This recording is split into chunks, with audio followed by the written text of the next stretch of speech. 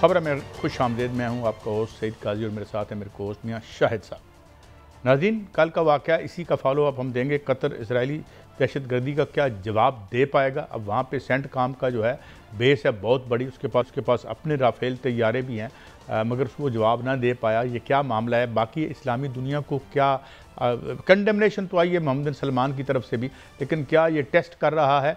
और अब यूँ लगता है कि पूरी इस्लामी दुनिया वो उसके टारगेट पर है और वो अब देख रहे हैं, क्योंकि ज़ाहिर है कतर किसी तरीके से भी जवाब नहीं दे पाएगा सिवाय कंडेमनेशन के।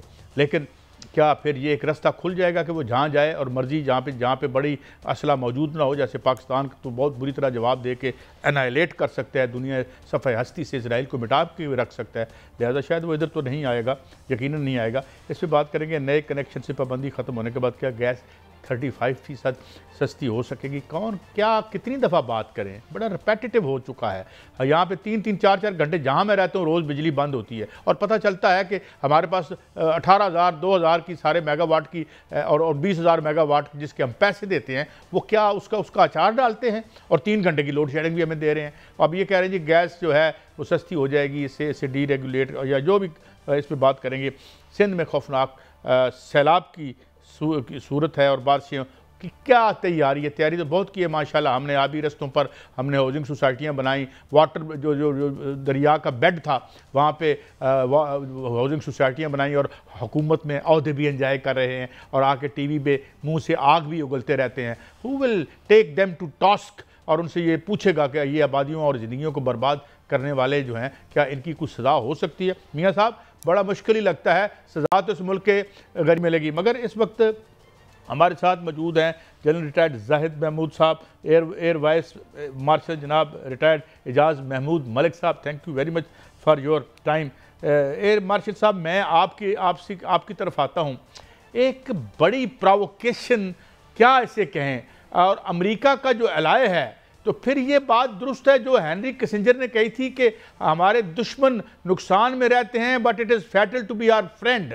तो एक अजीब पूरी सुबकी भी हुई कतर की, इस्लामी दुनिया की भी हुई, और अब तस्वीर ये जा रहा है कि at will Israel can strike anywhere in the Muslim world. और फिर तुर्की में भी कुछ हमास के अगर लीडर हैं, तो do you see now Israel going to the extent of attacking Turkey जो कि नेटो का भी मेंबर है। और इसमें हमारा क्या यानी एक होना चाहिए पॉलिसी पाकिस्तान की। जनाब air vice marshal retired Ejaz Mahmood Malik साहब। बहुत शुक्रिया जी। बिस्मिल्लाहिर्रहमानिर्रहीम।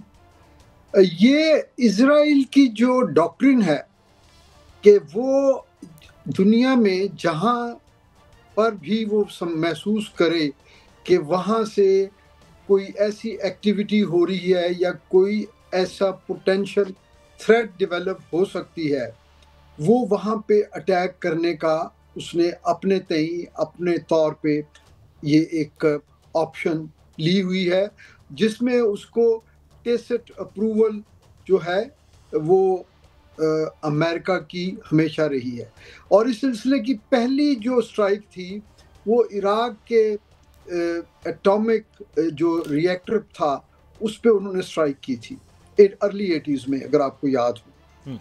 जहां तक आपका ये सवाल कि इसमें वो क्या इसी तरह की स्ट्राइक्स जो हैं किसी और मुल्क में कर सकते हैं, तो मैं ये अर्ज करूं जी, इससे पहले वो ईरान पे तो कर चुके हैं। जाहिर है ईरान के साथ तो उनका एक बड़े अरसे से एक सिलसिला चलता आ रहा है, क्योंकि ईरान को वो वाहिद मुल्क है जिसको वो मुसलमान मुल्कों में या जो मिडिल ईस्टर्न दूसरे पूरे खत्ते के जितने अरब या गल्फ स्टेट्स हैं उनके अलावा ईरान जो है वो कभी भी उसका इसराइल के साथ जो है इस तरह के ताल्लुकात नहीं रहे रज़ा शाह पहलवी के बाद। तुर्किया वो इसलिए अटैक नहीं कर सकता क्यों, अगरचे वहाँ पे बिल्कुल जैसे आपने दुरुस्त फरमाया कि वहाँ पर इनकी मूवमेंट है हमास की लीडरशिप की, लेकिन तुर्किया जो है वो मेंबर है जी नेटो का, और अगर वो किसी नेटो मेंबर कंट्री पे अटैक होता है तो नेटो की जो चार्टर है उसका आर्टिकल 5 जो है वो फिर एक कंपल्शन है नेटो ब्लॉक पे कि वो उस पर रिएक्ट करे। इसी तरह एक और मुल्क है जहां पर हमास के लोग जो है वो मूव करते रहते हैं इन एंड आउट, और वो इजिप्ट है। लेकिन इजिप्ट के ऊपर भी इजराइल का अटैक कोई जो है फिलहाल जो अब तक के जो हालात हैं या जो इसके ऊपर एनालिसिस हैं, वो शायद उसकी ऑप्शन भी वो ना लेना चाहे, क्योंकि वो बिल्कुल उनके साथ बॉर्डर है और फिर उनके साथ उनका मुआहदा भी है, ऑस्लो अकॉर्ड, आपको पता ही है। तो वो उसकी बहुत सारी रेमिफिकेशन होंगी। तो इन तमाम लेकिन सर इजरायली जो वज़ीर दिफा है वो तो कहते हैं कि जहां चाहेंगे वहां पर हमला करेंगे, जहां उनके दुश्मन होंगे वहां पर उनको अटैक करेंगे। मैं जनरल साहब से सवाल करूंगा। जी जनरल साहब, मेरा सवाल यह है कि कतर एक फौजी ताकत है, उसके पास तमाम तर असला है, जदीद असला है, जदीद डिफेंस सिस्टम है, उसके पास मिसाइल सिस्टम है, उसके पास जदीद राफेल त्यारे भी हैं, उसके पास F-15 त्यारा है, उसके पास जो है वो यूरो फाइटर है, डिसाल्ट है, फाल्कन है और मिराज त्यारे भी हैं, उसके पास तमाम तर असला मौजूद है। लेकिन इसके बावजूद F-35 जो हैं वो वहाँ पर 15 त्यारे आते हैं और वहाँ पर हमला करते हैं, 10 बम गिराते हैं और चले जाते हैं। कहाँ से उन्होंने फ्यूल लिया सर? कहाँ से वो आए, कैसे उनको, वो क्या रडार में नहीं आए, उनको कैसे जाने दिया गया वहाँ से?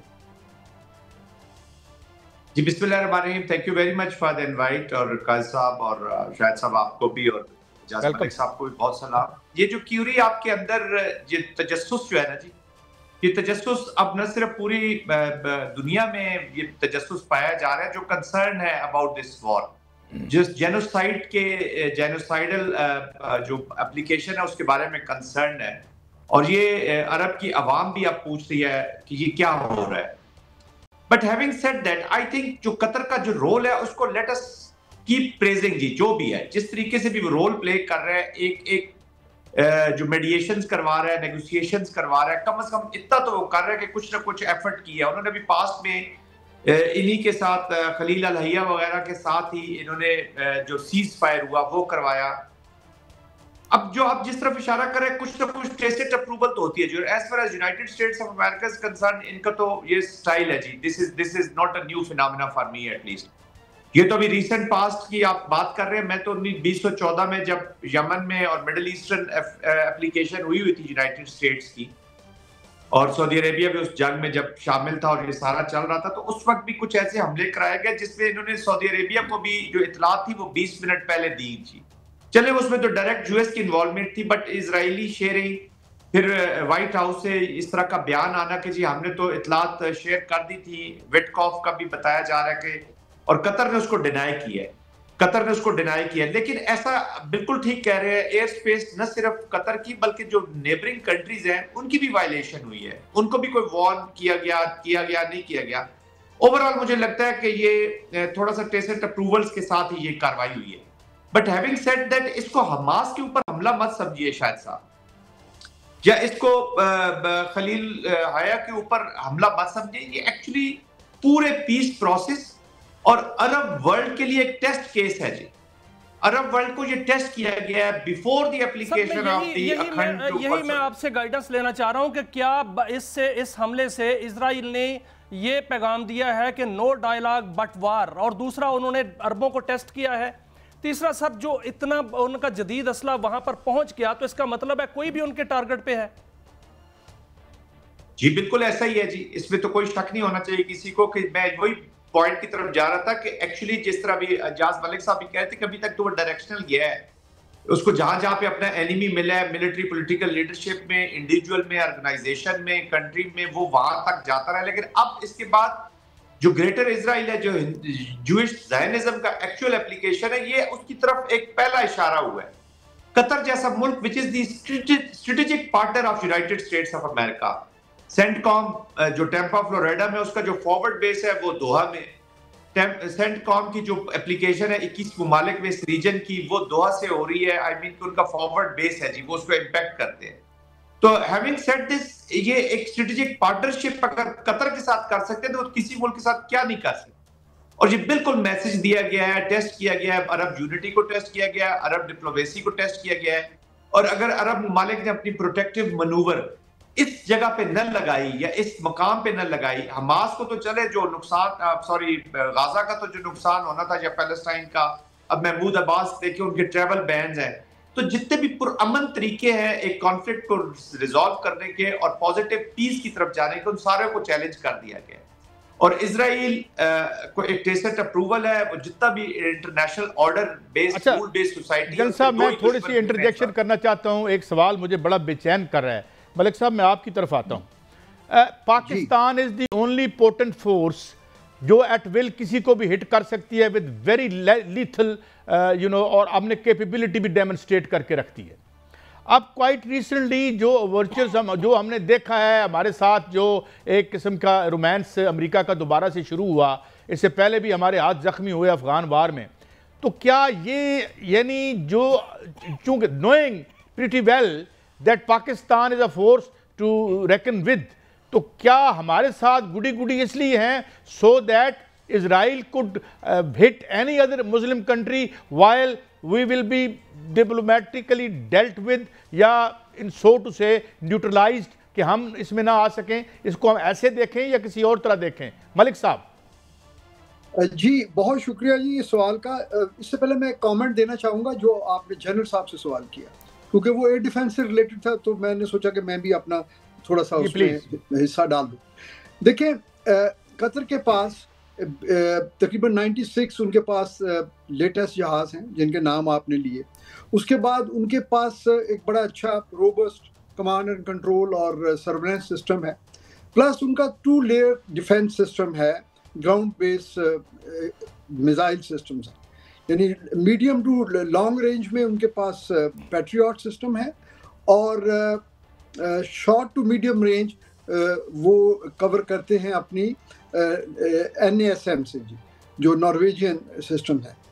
और आयरॉनिकली इस वक्त जो अल अदीद बेस है वहाँ पे सेंटकॉम का फॉरवर्ड बेस है, और आयरॉनिकली इस वक्त कतर भी और इजराइल भी, इजराइल इससे पेशतर वो उसको डील करते थे यूरोपियन कमांड से, अब वो भी सेंट्रल कमांड में है।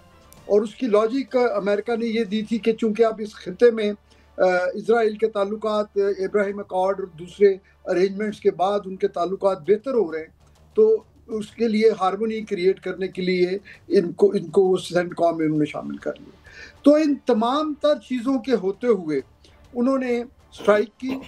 अभी तक नंबर कंफर्म नहीं है जी, 10 से 15 वो 35 F-35 की बात हो रही है। और उस टाइम फ्रेम में कतर के मार्शल साहब यही मैं आपसे रहनुमाई चाहूंगा, जो अभी आपने फरमाया कि नंबर कंफर्म नहीं है, F-35 की जो बात हो रही है, जो इजराइल से कतर का फासला है वो बहुत ज़्यादा है, वो 3500 किलोमीटर बताया जा रहा है, कोई 25,000 किलोमीटर बताते हैं। इतना बड़ा फासला कैसे तय किया उन्होंने एक ही फ्लाइट में? क्या ऐसे हो सकता है कहीं से रिफ्यूलिंग की होगी, कहीं से जो है रिफ्यूलिंग, मैं वही बता रहा हूँ, उस वक्त जो है वो over the sea south east of Doha, वहाँ पे रॉयल एयरफोर्स का भी टैंकर मौजूद है और यूसैफ के टैंकर्स भी उस रीजन में हैं। तो अपेरेंटली ये लगता है कि इन्होंने पहले जो है वो रिफ्यूलिंग की और उसके बाद रेड किया और एग्जिट किया, और इस दौरान डेफिनेटली उन्होंने जॉर्डन, सऊदी अरेबिया और एक या दो दूसरे मुल्कों की भी एयर स्पेस जो है वो वायलेट की है। बदकिस्मती ये है जी कि तमाम अरब ममालिक बशमूल कतर के, उनकी जो टोटल रिलायंस है वो American supplied, American maintained in most of the cases equipment पे है। अभी भी तकरीबन कुछ 30 बिलियन के उनके जो एग्रीमेंट्स हैं अमेरिका के साथ कतर के, और वो अपनी जो उनकी फिलॉसफी है सिक्योरिटी की, वो उसमें वो इस तरह से डॉक्यूमेंटेड आउटवर्डली तो नहीं है, लेकिन उनका जो है उसकी थीम यही है कि इन्होंने सिर्फ जो है ना चंद घंटों के लिए अपना डिफेंस करना है, और उसके बाद अगर कोई इंटरवेंशन होती है तो अमेरिका उसको सपोर्ट करेगा। लेकिन अमेरिका ने अपना असलहा बेचने के लिए, क्योंकि मिलिट्री इंडस्ट्रियल कॉम्प्लेक्स उनकी सबसे बड़ी रेवेन्यू जनरेशन है, उन्होंने जो थ्रेट्स के नैरेटिव और बिल्ड किए हुए हैं गल्फ स्टेट्स के लिए, उसमें इजराइल नहीं है जी। वो ईरान के खिलाफ इन लोगों को जो है तैयार करते रहे हैं। तो ये अब वाकई एक लम्हा फिक्रिया होना चाहिए कि अगर एक इतना क्लोज एलाय जो है उसके ऊपर अटैक होता है और अमेरिका उसमें अपनी टेसिट अप्रूवल देता है, जो कि बिल्कुल वाज़े नजर आ रहा है, तो बाकी लोगों के लिए भी ये लम्हा फिक्रिया होना चाहिए। मैं इजाजत दें मलिक साहब, मुझे इजाजत दें। जनरल साहब, मेरा सवाल आपसे होगा। काजी साहब, एक छोटा सा सवाल है। जी गो हेड। जनरल साहब, हमला तो हो गया सर, कतर पर हमला तो हो गया। क्या अब कतर जो कहता है कि हम अपना हक महफूज रखते हैं जवाब का, क्या कतर जवाब देगा? क्या अरब वर्ल्ड जवाब देगी? नंबर 2 ये कि तासर ये हो रहा है कि जो रॉयल असला है, जो कि बरतानिया का असला था या फ्रांस का असला था या अमेरिका का असला था, वो तो उनकी सिक्योरिटी को नहीं बचा सका, वहाँ हमला हो गया। और ये तासर दिया जा रहा है कि पाकिस्तान ने एक बहुत बड़ी शिकस्त दी है भारत को अपने JF थंडर से, अपने जो है वो अपने असले से। क्या हम जो है वो अगर वो हमसे अबाबील JF थंडर जो है वो डिमांड करे तो हम दे सकते हैं उनको? देखिए, 2-3 चीजें हैं। एक तो बात है कि शायद साहब एक चीज को समझने की बहुत जरूरत है। मुल्कों के पास कैपेसिटी भी होती है, मुल्कों के पास कैपेबिलिटी भी होती है। मोस्ट इंपॉर्टेंट थिंग होती है will to use those capacities and capabilities. अब जो विल है वो बहुत सारी चीजों फैक्टर्स के ऊपर डिपेंड करती है। पॉलिटिकल फैक्टर्स भी हैं, डिप्लोमेटिक फैक्टर्स भी हैं, डोमेस्टिक फैक्टर्स भी हैं, कैरेक्टर ऑफ द नेशन भी है, टाइप ऑफ द गवर्नमेंट भी है। बहुत सारे अवामिल हैं जो विल को इस्टेब्लिश करते हैं। तो विल हो तो फिर जवाब भी दिया जा सकता है। बट हैविंग सेड दैट, मुझे तो कोरियोग्राफ्ड लगती हैं जी चीजें, to be very honest. But again, मैं इसमें कतर को मुर्दे इल्जाम नहीं लगाना चाहता, क्योंकि पीस प्रोसेस का नुकसान हो जाएगा। कभी कभी कुछ चीजें पेंड भी कर देनी चाहिए, जो मैंने पहले बात की। लेकिन जनरल साहब, एक मैं माफी चाहता हूँ, आपसे ही सवाल करता हूँ। जनरल रिटायर्ड गुलाम मुस्तफ़ा थे मेरे साथ जब हमारे ऊपर हमला किया इंडिया ने, तो एक बात उन्होंने उस वक्त मुझे समझ नहीं आती, ज़ाहिर है मैं फौजी माहिर तो हूँ नहीं, तो उन्होंने कहा कि नाउ ये एक यानी एक इंडिस्पेंसिव क्या कहते हैं उससे कि इनएविटेबिलिटी एस्टैब्लिश हो गई है कि हम will since our sovereignty has been breached और वायोलेटेड। तो मैं उसके बाद वही हुआ जो उन्होंने फरमाया था। तो इस एंगल से अगर हम देखें, and secondly the second part of my question, $400 million का जहाज़ तोहफे में दिया इन्होंने जब वो तशरीफ़ लाए। $600 बिलियन की जो है सऊदी अरब कह रहे हैं मैं वहाँ इन्वेस्टमेंट कर रहा हूँ। तो इसका मतलब यह है कि despite all these appeasements these countries are so vulnerable कि और $200 अरब मेरे ख्याल में UAE ने भी दिया। तो I think having had that kind of affluence, और उसके बाद ये वल्नरेबिलिटी जो इतने वल्नरेबल है जो इस्लामी दुनिया है, ज़ाहिर है उसमें पाकिस्तान नहीं आता, मगर ये भी, इस पे आप क्या कहेंगे, इस पे क्या टेक है आपका जनरल साहब? देखिए काजी साहब, जो आप भी बात कर रहे हैं वो हम भी बात कर रहे हैं, डायनेमिक्स की बात होती है ना। Pakistan Indian context is totally different. Pakistan में एक डेमोक्रेटिक गवर्नमेंट है, जैसी भी है बैठी हुई है। पाकिस्तान की आवाम को इतना प्रेशर होता है कि नो मिलिट्री और political leader can afford not responding to India. Deterrence regain हमने करनी हमारा सर्वाइवल उसी में है। आप पे प्रेसिडेंट अमेंडमेंट्स लगती हैं, आपसे पैसा ले लिया जाता है, आप बिल्कुल खाली पेट होते हैं, तो उसके बावजूद आप अपना मिसाइल प्रोग्राम बनाते हैं, आप अपना न्यूक्लियर चलाते हैं, डिफाइंस हुसैनियत का असल मुजाहरा करते हैं। तो वहां पे इश्यूज हैं, लेकिन देखिए ना, इश्यूज जरूर है, लेकिन वो it depends upon the government of the Qatar कि वो उसको कैसे रिस्पॉन्ड करती है। जब उन्होंने ये कहा कि जी हम अपना रिजर्व रखते हैं, राइट, देखिए ना, इजरायली एक छोटी सी मिलिट्री एक एप्लीकेशन कोई देख ले कि कोई भी दुनिया की एयरफोर्स चाहे कितनी बड़ी ताकतवर क्यों ना हो, जब तक वो दुश्मन के या जहां पे अटैक करना उनके एयर डिफेंस सिस्टम को या मुकम्मल एयर सुपीरियरिटी हासिल ना हो जाए, एवीएम साहब बेहतर बता सकेंगे, तब तक वो अपने जहाज उस रीजन में नहीं भेजती। उनको डर होता है, क्योंकि जहाज एक ऑपरेशनल एसेट होता है, it's not a technical asset. एक जहाज देखे ना, 4-5 जहाज 6 जहाज आपने गिराए इंडिया के, आपने पूरे इंडिया का स्ट्रेचर ही गिरा दिया। आसमान में आपने जहाज गिराया, जमीन पे एक मुल्क का स्ट्रेचर ही खत्म कर दिया आपने, उसको आपने वो स्ट्रे डॉग बना दिया। इसी तरह जब तक उनको कॉन्फिडेंस ना हो, कोई ब्रीच नहीं करता। तो there are things behind the scene. अच्छा, वन मोर थिंग जाहिद साहब, मैं एक और बात, एयर वाइस मार्शल साहब, ये तो हम देख चुके हैं कि इंडिया के बिल्कुल वो दाएं हाथ पे बैठे थे, ड्रोन हमारे खिलाफ उन्होंने इस्तेमाल किए, ये तो हम सब देख चुके हैं। और उससे पहले हम अगर 20-25 साल पहले जाएं तो हमारे जो बहादुर जो है, हम आपको याद होगा कि जो जंग थी उसमें हमने जाके वॉलंटियर किया था हमारे पायलट्स ने, और मैं आपको सुन भी रहा था, you are narrating that story at some other channel. क्या what is the possibility of Israel attacking our assets, and if it happens, how could we respond?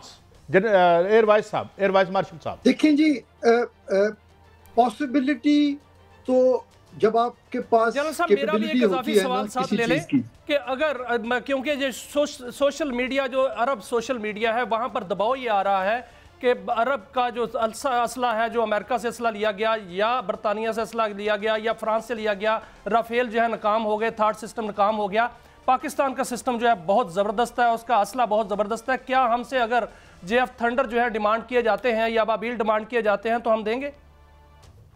देखें, ये तो एक गवर्नमेंट लेवल डिसीजन है, लेकिन इसके लिए 2-3 चीज़ें प्लीज़ हमें जहन में रखनी चाहिए। पहला जो आपका सवाल था, उनके पास कैपेबिलिटी तो है, वो स्ट्राइक कर सकते हैं, अटैक कर सकते हैं, direct attack via India attack. ये ऑप्शंस, ख़ास तौर पे जब तक हमने न्यूक्लियर डेटोनेशन नहीं की थी, ये ऑप्शंस बड़ी कंटेम्पलेट होती रही उस ज़माने में, और 2 दफ़ा तो मुझे याद है हम उस जो है इमिनेंट थ्रेट के बिल्कुल करीब थे, जिसको फिर पाकिस्तान की अलर्ट होने की वजह से उनको अबैंडन करना पड़ा। लेकिन बात यह है कि पाकिस्तान, जैसे जनरल साहब ने फरमाया ना, पाकिस्तान की डायनामिक्स गल्फ स्टेट्स के मुकाबले में बहुत मुख्तलिफ हैं। गल्फ स्टेट्स में उनकी जो हुकूमतें हैं वो बेसिकली वो अपने अवाम को जो है ना वो रूल तो कर रही हैं, लेकिन वो अवाम के साथ उनकी कोई सोशल कॉन्ट्रैक्ट नहीं है। वो उनको लुक आफ्टर करते हैं, आमदनी में से जो ऑयल की इनकम है उसमें से उनको एक अच्छी लग्जरी लाइफ तो प्रोवाइड करते हैं, लेकिन उनका सबका फोकस जो है वो इस सदी में भी अपनी बादशाहत या शेखडम या जो भी उसको वो नाम दे, वो उसकी, यानी आप ये कह रहे हैं air vice marshal retired Ejaz Mahmood Malik साहब कि आई थिंक दिस ये we are a hard nut to crack, because जो जिस तरीके से हमारी आर्मी हार्डन है और जो हमारे पास आर्सनल्स हैं। बहरहाल इस पर हमने बात की। बहुत शुक्रिया जनरल रिटायर्ड जाहिद महमूद साहब, बहुत शुक्रिया जनाब air vice marshal retired Ejaz Mahmood Malik साहब। बहरहाल इस पर हम बात करते रहेंगे, इट्स ऑन गोइंग स्टोरी, इसको फॉलो भी करते रहेंगे, मगर जब वापस आएंगे हम तो बात करेंगे एनर्जी का क्राइसिस। ये अब अकली झील की तरफ आते हैं। अभी तो हम बात कर रहे थे अपनी मिलिटरीली जो इनविंसिबिलिटी है जिसको हमने डेमोन्स्ट्रेट किया है, और जो हमारी वल्नरेबिलिटीज़ हैं और जो विद इन हैं, जिसमें ये एनर्जी की वारदात है, चीनी की वारदात है, यहाँ पे जो पानी में ये जो हाउसिंग सोसाइटियों की वारदात है, जो कि हमारी आकली झील है। इस पे मैं मियाँ साहब से एक डिटेल्ड लूँगा उनका टेक, बिजली के कनेक्शन, गैस के कनेक्शन के हवाले से, सिंध की खौफनाक सूरत हवाल और रिहेबिलिटेशन के हवाले से एक तफसीली और इंसाइटफुल बात होगी। हमारे साथ रहिए।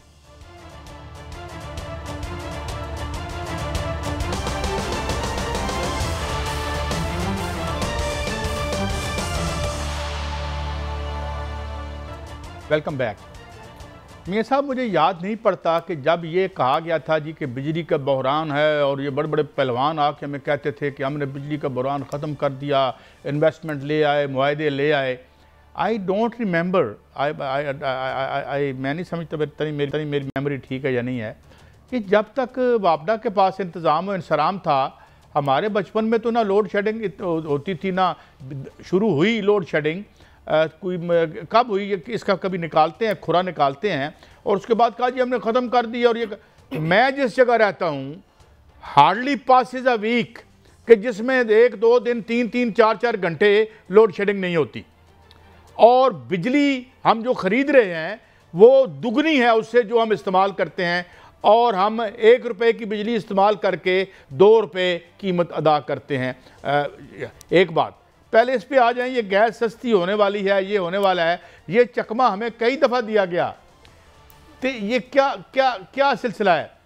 क्या कंपनियों ने क्या कहा है, क्या मसला है, ये कैसे सस्ती होगी, अब हमें बेची जाएगी? वैसे हम तो आखिरी प्रायोरिटी होते हैं ना, वरना तो ऊपर सब कुछ गायब होता है इन सारे जो पार्टियां हैं।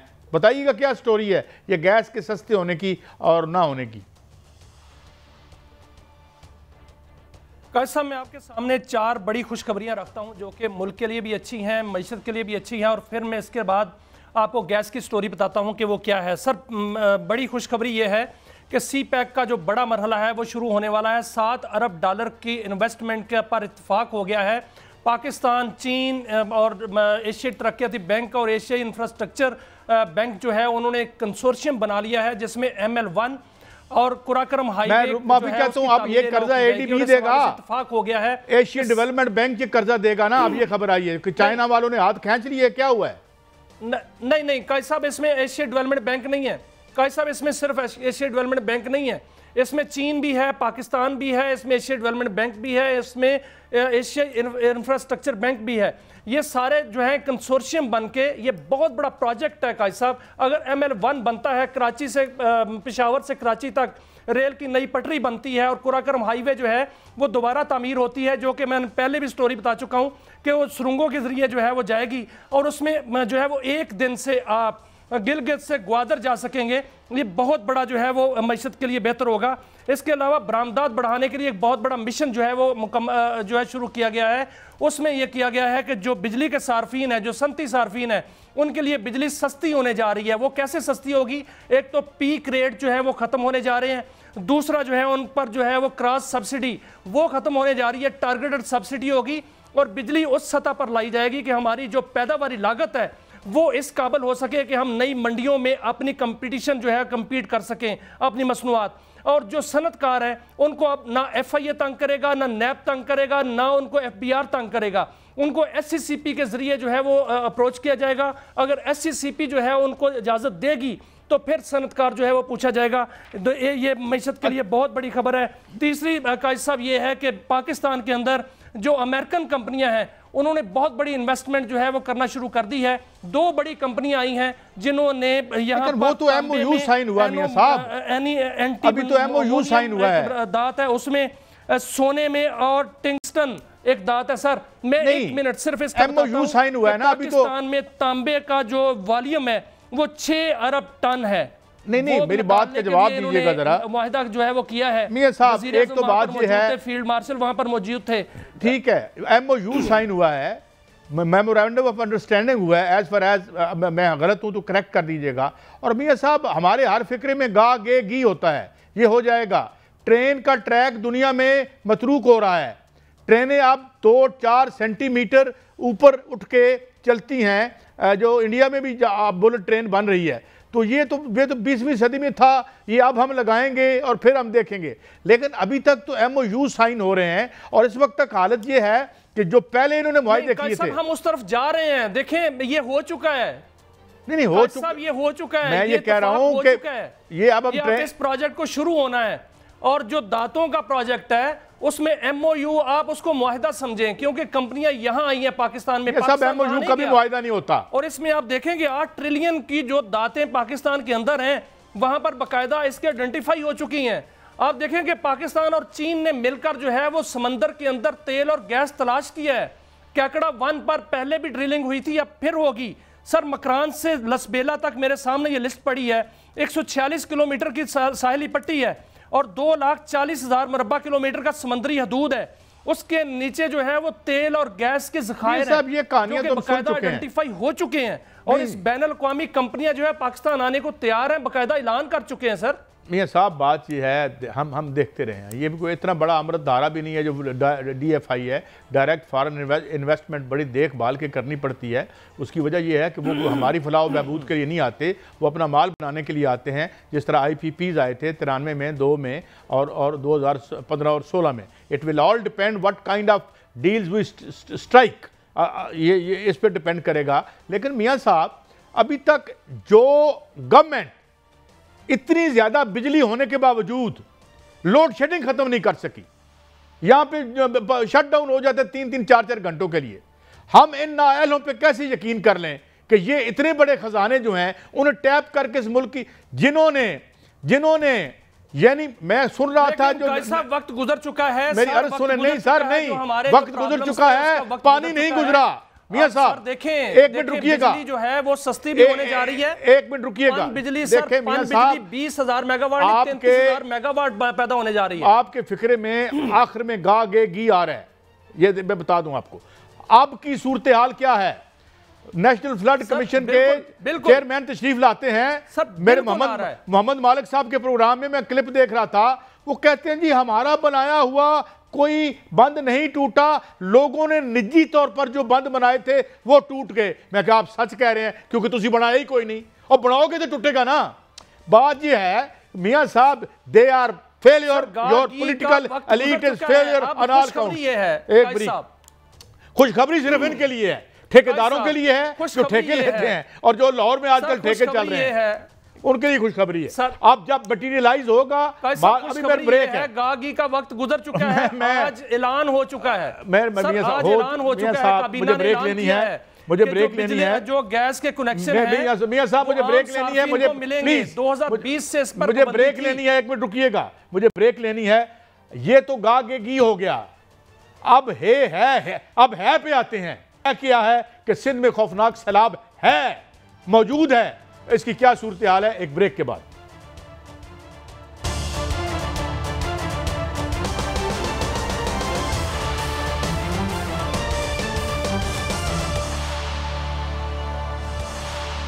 Welcome back. मियां साहब मैं शुरू करता हूं इस बात से, मैं अगले दिन एक क्लिप देख रहा था, वहां पे कोई नेशनल फ्लड कमीशन कहते हैं उसके कोई बड़े टॉप ऑफिशियल बैठे हुए थे, उन्होंने एक स्टेटमेंट दी और मैंने खुद सुनी। वो कह रहे थे जी कि हमारा पाकिस्तान सरकार का बनाया हुआ कोई बंद नहीं टूटा, बल्कि वो बंद टूटे जो लोगों ने अपने बनाए हुए थे। ये बंदों की जो बंद हैं या पुश्ते हैं जो कहते हैं आप, ये इनकी प्राइवेटाइजेशन कब से हो गई, और क्या कोई सरकारी बंद नहीं टूटा? और जितने बंद टूटे एज पर हिज सेइंग और क्लेम कि वो सारे थे जो कहाँ पे लोगों ने अपने बंद बना रखे थे। यहाँ पे किसी ने, ये जो हाउसिंग सोसाइटी डूबी है इसका बंद कहाँ था, ये जो लाहौर में क्या नाम है उसका भला सा, तो क्या लोग खुद बंद बनाते हैं और जो सरकारी बंद हैं वो फिर वो काम क्यों नहीं करते? ये जरा समझा दी, मैं कंफ्यूज हूँ। मौसूफ फरमाना क्या चाहते थे मियां साहब? कायद साहब मैं इसकी हकीकत बताता हूं। एक तो 26 अगस्त से ये सैलाबी सूरत हाल पैदा हुई थी और आज 10 सितंबर है, और आज तक जो है पंजाब सिंध जो है वो सैलाब के ख़तरों में जो है वो गिरा हुआ है। आप देखेंगे जो इंडिया है उसने आज भी आबी जारियत की है, ये आबी जारियत 26 अगस्त से जारी है, और आज भी वहाँ से जो है दरियाई सतलुज में पानी जो है वहाँ से छोड़ा गया है। अब दरियाई पानी जो है वहाँ से आ रहा है, उसके साथ जो है वो बड़े ख़तरनाक जानवर भी आ रहे हैं, सांप भी आ रहे हैं और दीगर जानवर जो हैं वहाँ पर, और इशरातुल अर्ज़ जो है वहाँ से आ रहे हैं। दूसरी जानब उन पर नज़र रखनी चाहिए इंडिया पर इंडिया जो है वो आहिस्ता आहिस्ता वहाँ पर इस सैलाबी सूरत हाल का फ़ायदा ना उठाए, क्योंकि फुटेजेस ऐसी भी आ रही हैं कि वहाँ से वो अपना असला भी जो है वो बॉर्डर के पास ला रहा है। जहाँ तक बकाई साहब आपने बात की है, ये बिल्कुल उन्होंने जो है वो गलत बात की है, क्योंकि जितने भी बंद टूटे हैं उसमें जो है वो बहुत बड़ा नुकसान जो हुआ है, इतना बड़ा सैलाब नहीं आया जितना बड़ा नुकसान हुआ है। मेरी भी जो है वो इरिगेशन के हुकाम से बात हुई, मेरी इरसा के हुकाम से बात हुई, उन्होंने ये बताया कि 50 अरब डॉलर तक का नुकसान हो चुका है। इससे बड़े बड़े सैलाब जो है माजी में आए हैं, ये कोई बड़ा सैलाब नहीं था, लेकिन इससे कोई बड़ा नुकसान आज तक नहीं हुआ जितना नुकसान हो चुका है। तकरीबन सारा पंजाब और तकरीबन सारा सिंध जो है वो इस नुकसान में जाने वाला है, और पंजाब तो नुकसान में जा चुका है। इसमें कई लाख एकड़ जो है अराजी जो है वो घर को चुकी है। क्या होते हैं? जो बात बंदों की जाती है, क्या मोटरवे जो है, मेरी बात सुने साहब, मेरी बात एक मिनट, जो मोटरवेज हैं क्या वो आम बंदे ने बनाई थी? क्या वो जो पुल दरियाओं पर बनाए गए तंग पुल वो मैंने और आपने बनाए थे? जो मोटरवेज हैं, ये हुकाम बताते हैं कि मोटरवेज पर जो इरिगेशन है उस डिपार्टमेंट से बात ही नहीं की गई और वहां से ड्रेन बनाई नहीं गई। जो सियालकोट लाहौर मोटरवे है उन्होंने सैलाब को बढ़ाया, और जो सखर मुल्तान मोटरवे है उन्होंने इलाकों को डुबोया। क्योंकि वहां से वो ड्रेन्स नहीं थी पानी की कि पानी वहां से गुजर सके। जो पानी 2 दिन में पहुंचना था वो 5 दिनों में पहुंचा, जो पानी 4 दिनों में पहुंचना था वो 6 दिन में पहुंचा। ये वजह थी इस्लाम यहाँ पंजाब में सैलाब की। जितने भी बंद टूटे हैं काजी साहब 1992 से लेकर अब तक जितनी सैलाब स्कीमें हैं उनके कागजात उठा के देख लें। फेडरल फ्लड कमीशन की रिपोर्ट्स कहती हैं कि वही बंद टूटे हैं जो सैलाब की स्कीमें थीं, जिन पर अरबों रुपए जो है वो खर्च किए गए।